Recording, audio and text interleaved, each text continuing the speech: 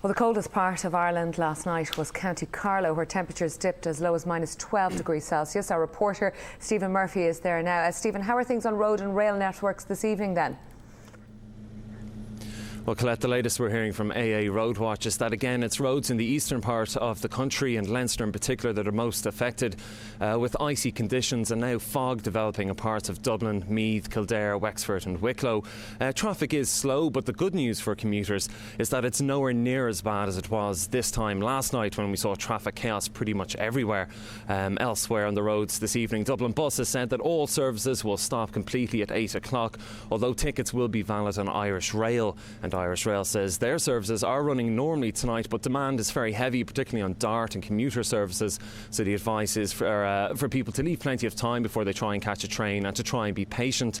Now, air travel was also badly affected last night, but the latest we've been told is that Dublin, Cork and Shannon airports are all functioning normally this evening.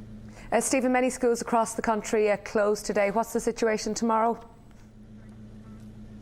That's right, Colette. It was supposed to be the first day of the new term today, but it was pretty much a write-off all over the country. The INTO were estimating that between 80 and 90% of national schools remain closed today, and that would equate to something like 2,500 schools around the country. We've been told that many of the schools that opened today have decided not to do so again tomorrow, and so it'll be Monday at the very earliest before the new term starts, and even that is dependent on the weather as well over the weekend. It's not just schools as well. Hospitals have been put under pressure by this weather. The HSE told us that there's been a surge in admissions, particularly with people presenting with fractures.